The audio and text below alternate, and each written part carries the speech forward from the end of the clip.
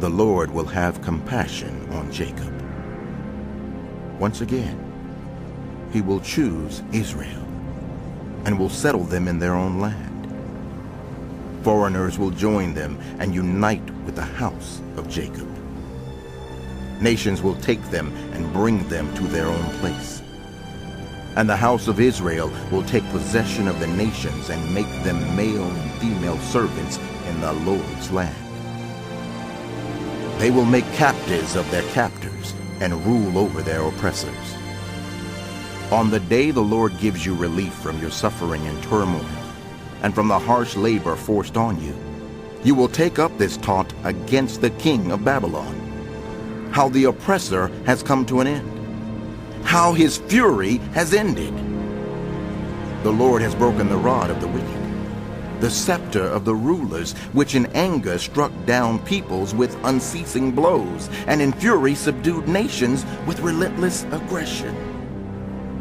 All the lands are at rest, and at peace they break into singing.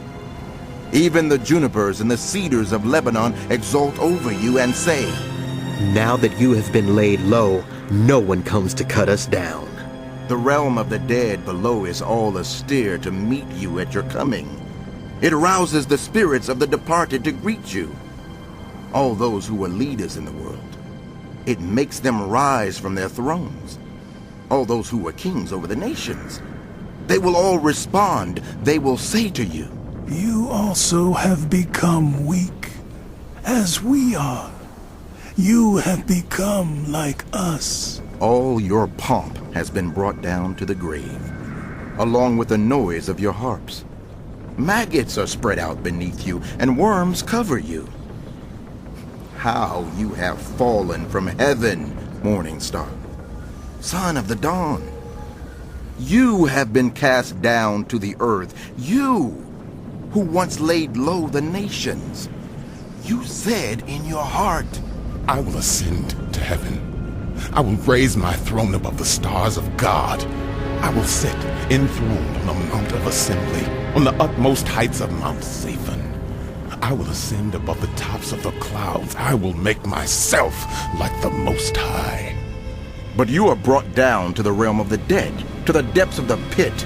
Those who see you stare at you. They ponder your fate.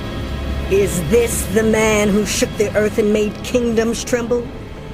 The man who made the world a wilderness? Who overthrew its cities and would not let his captives go home? All the kings of the nations lie in state, each in his own tomb. But you are cast out of your tomb like a rejected branch. You are covered with the slain, with those pierced by the sword, those who descend to the stones of the pit.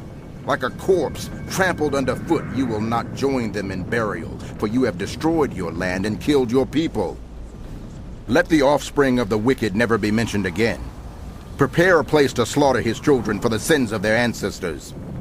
They are not to rise to inherit the land and cover the earth with their cities. I will rise up against them, declares the Lord Almighty. I will wipe out Babylon's name and survivors, her offspring and descendants, declares the Lord. I will turn her into a place for owls and into swampland. I will sweep her with the broom of destruction, declares the Lord Almighty. The Lord Almighty has sworn.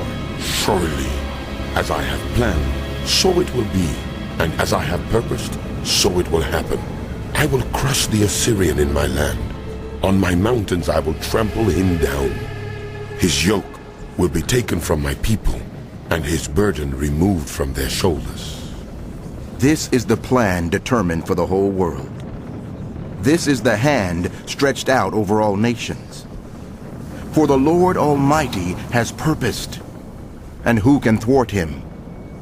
His hand is stretched out, and who can turn it back? This prophecy came in the year King Ahaz died. Do not rejoice, all you Philistines, that the rod that struck you is broken. From the root of that snake will spring up a viper. Its fruit will be a darting venomous serpent. The poorest of the poor will find pasture, and the needy will lie down in safety. But your root I will destroy by famine. It will slay your survivors. Wail, you gate. Howl, you city. Melt away, all you Philistines. A cloud of smoke comes from the north, and there is not a straggler in its ranks. What answer shall be given to the envoys of that nation? The Lord has established Zion, and in her his afflicted people will find